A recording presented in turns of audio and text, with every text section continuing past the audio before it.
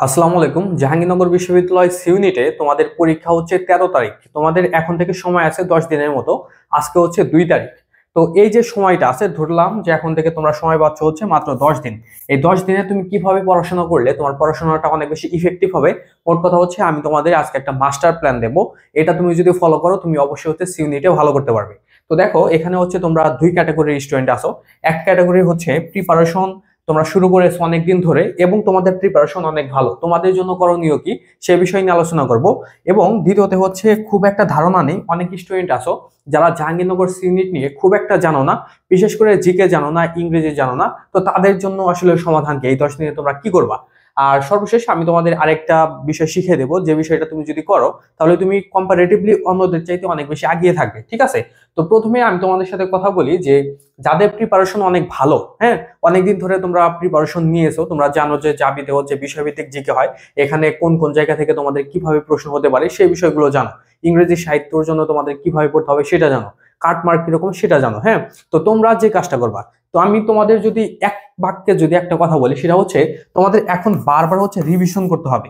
বারবার রিভিশন, এই রিভিশনটা কিন্তু মানে এইরকম না যে ধরো হচ্ছে তুমি মোট হচ্ছে একটা জিকে বইয়ের মধ্যে ধরলাম যে 500 পেজের তুমি একটা জিকে বই পড়েছো, একদম শুরু থেকে শেষ পর্যন্ত তুমি সবকিছু আবার পড়তেছো, বিষয়টা সেরকম না। এখানে তোমাদের যেভাবে রিভিশন করতে হবে সেটা হচ্ছে তোমাদের প্রিপারেশনটা আসলে তোমরা কিভাবে প্রিপারেশন নিয়েছো সেটা তো আমি বলতে পারছি না, তবে হচ্ছে ইফেক্টিভ প্রিপারেশন যেটা আমি ধরে নিচ্ছি তোমরা ওইভাবে প্রিপারেশন নিয়েছো। যেমন আমাদের অনেক টপিক আছে, বিশেষ করে জিকেতে ধরলাম, তো ওই টপিকগুলোর মধ্যে মানে কিছু কিছু বিষয় আছে যেগুলো হচ্ছে আমরা খুব ইজিলি পারি, ঠিক আছে।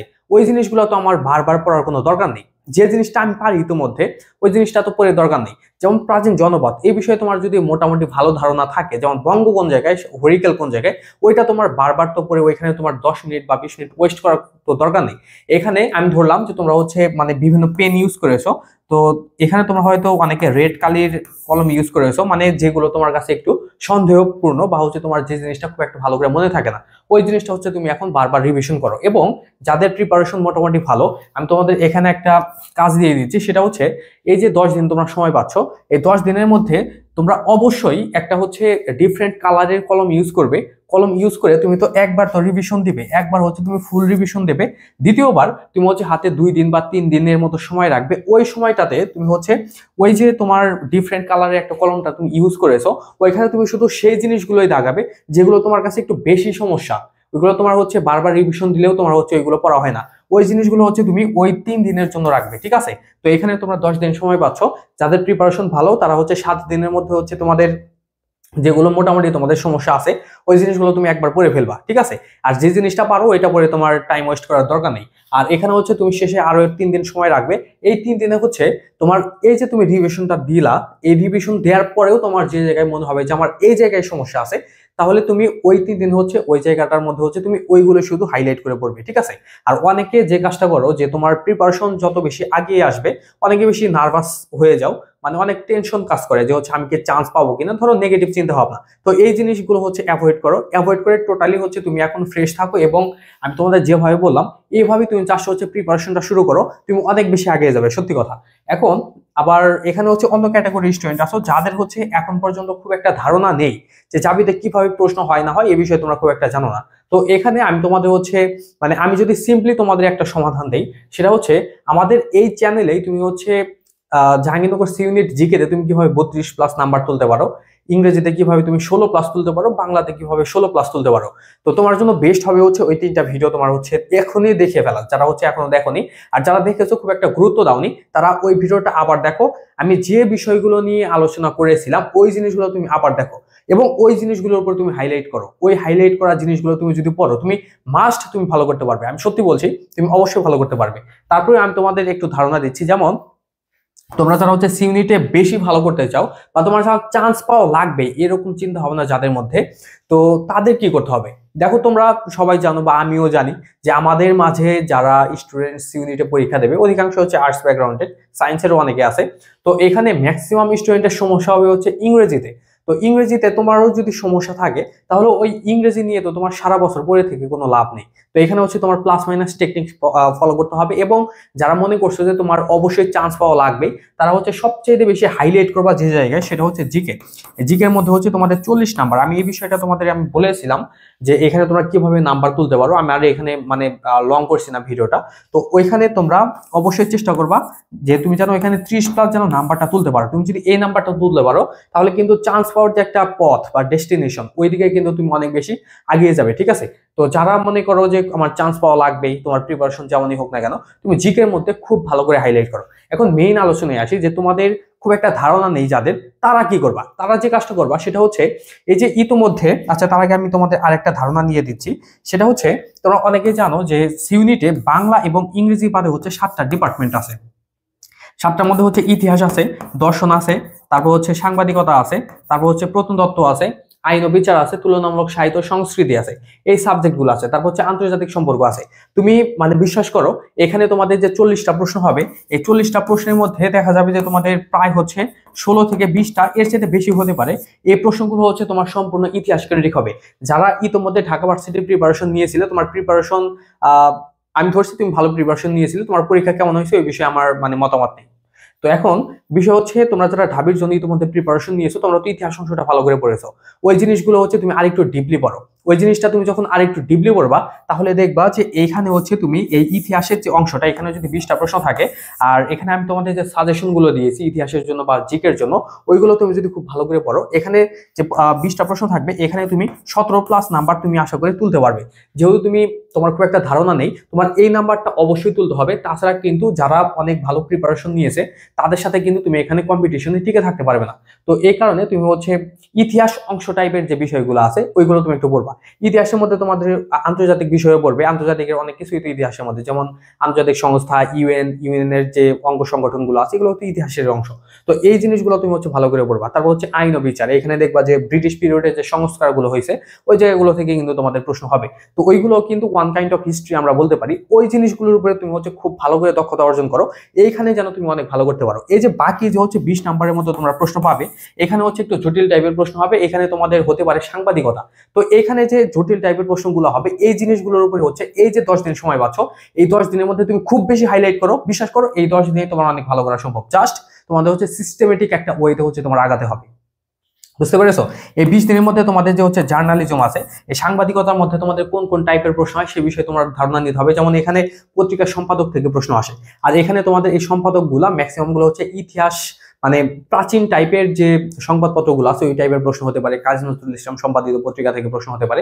এই জিনিসগুলোর উপর তুমি হচ্ছে ভালো করে দেখে রাখো। হ্যাঁ, তারপর হচ্ছে বিশ্বের আলোচিত যে সংবাদ মাধ্যমগুলো আছে এটার উপরে রিসেন্টলি কোনো সাম্প্রতিক কোনো ঘটনা ঘটছে নাকি, এই জিনিসগুলোর উপরে হচ্ছে তুমি সাংবাদিকতার মধ্যে ভালো করে দক্ষতা অর্জন করো। এখানে তাহলে তুমি এই কয়েকদিনের মধ্যে ভালো ধারণা পেয়ে যাবে।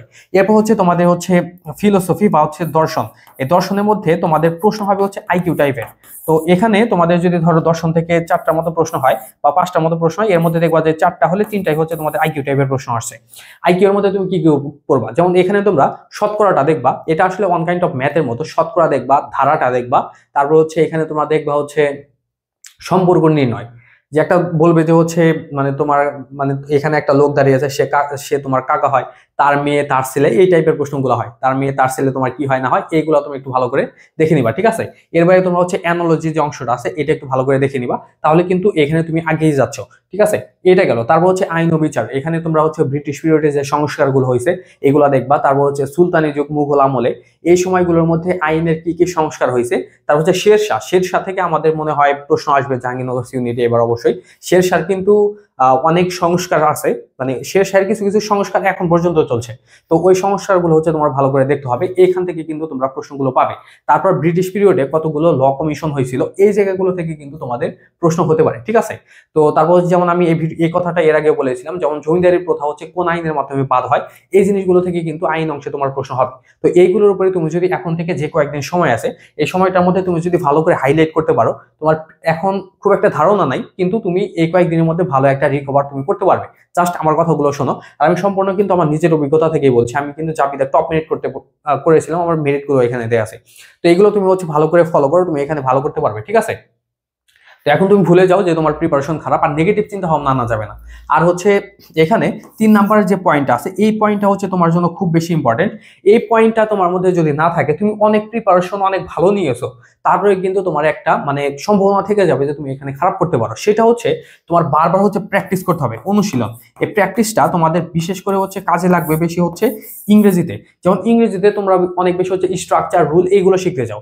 এইগুলোর চাইতে তোমার জন্য বেশি ইম্পর্টেন্ট হচ্ছে তুমি এখানে জাবিতে ইংলিশের মধ্যে যে টপিকগুলো থেকে তোমাদের প্রশ্ন হয়, ওই প্রশ্নগুলোর উপরে হচ্ছে তোমার বারবার প্র্যাকটিস করতে হবে, অনুশীলন করতে হবে, ব্যাখ্যা সহ তোমার প্রশ্নগুলো সমাধান করতে হবে। তুমি যদি এই কয়েকদিনের মধ্যে 1000+ যেগুলো জাবির জন্য ইম্পর্টেন্ট, বা হচ্ছে তুমি বেশি ভালো হয় যদি 1500+ তুমি যদি প্রশ্ন যেগুলো জাবির জন্য স্ট্যান্ডার্ড, ওই টাইপের প্রশ্নগুলো তুমি যদি সমাধান করে ফেলতে পারো, তাহলে কিন্তু এখানে তোমার ব্যাপক মাত্রার একটা সম্ভাবনা থাকবে যে এখানে তুমি ইংরেজিতে ভালো করতে পারবে।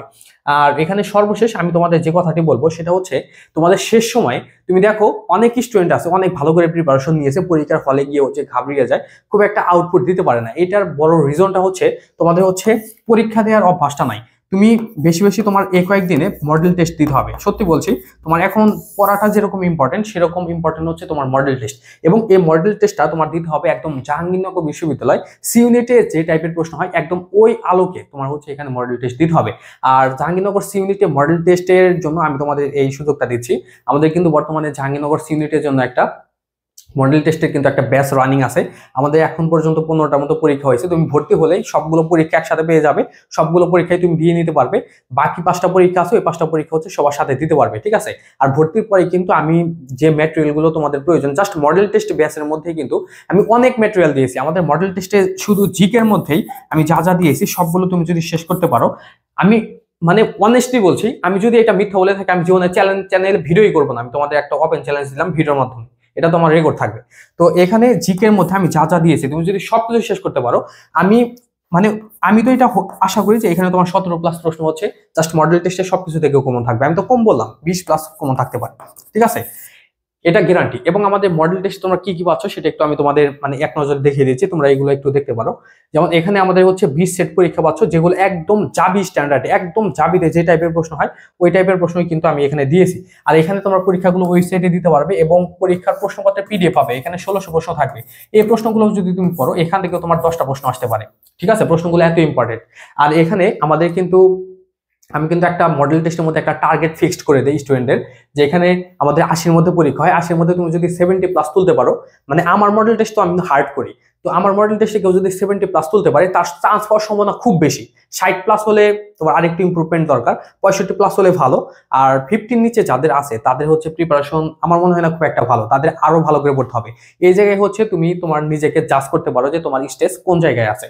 আর আমাদের এখানে কিন্তু তোমরা ইংরেজি সাহিত্যের শীট পাচ্ছ, জিকে একটা সম্পূর্ণ ঢাকানো বইয়ের পিডিএফ পাচ্ছ, যেগুলো থেকে তোমাদের সরাসরি প্রশ্ন কমন থাকবে। তারপর জাবিস ইউনিটের জন্য সিলেক্টেড তুমি 2000+ প্রশ্ন পাবে, সরাসরি প্রশ্ন কমন থাকবে।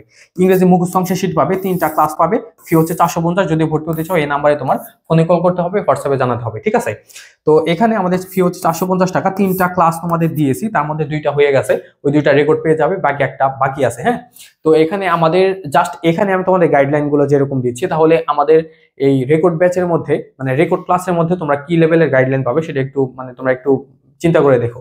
তো আমি আলোচনা তোমাদের একদম শেষে মানে আমি একটু কনক্লুশনে আসছি, সেটা হচ্ছে আমি তোমাদের এখন যা যা বললাম সেটা হচ্ছে আমি একটু সামারাইজ করি। যেমন এখানে আমি তোমাদের বলেছি যে তোমাদের প্রিপারেশন যাদের ভালো তাদের কি কি করতে হবে, তোমাদের রিভিশন করতে হবে। আমি তোমাদের হচ্ছে 2 টাইপস অফ রিভিশনের কথা এখানে বলেছি, ওইগুলো তুমি ফলো করো। তারপর যাদের হচ্ছে প্রিপারেশন খুব একটা ভালো নেই বা হচ্ছে প্রশ্ন সম্পর্কে ধারণা নেই, তাহলে হচ্ছে আমি তোমাদের 3টা ভিডিও দেখতে বলছি, ওই 3টা ভিডিও তুমি একটু ভালো করে দেখে নিবে। এবং জাবির জন্য আমি তোমাদের যেভাবে পড়তে বললাম ওইটা একটু ভালো করে দেখবে, এবং বেশি বেশি প্র্যাকটিস করতে হবে। এবং তোমার মডেল টেস্ট দেওয়ার কোনো বিকল্প নেই, সত্যি বলছি। আর এখানে আমাদের ডেসক্রিপশন বক্সেও কিন্তু তুমি মডেল টেস্ট বিষয়ে কিন্তু সবকিছু দেখতে পারবে।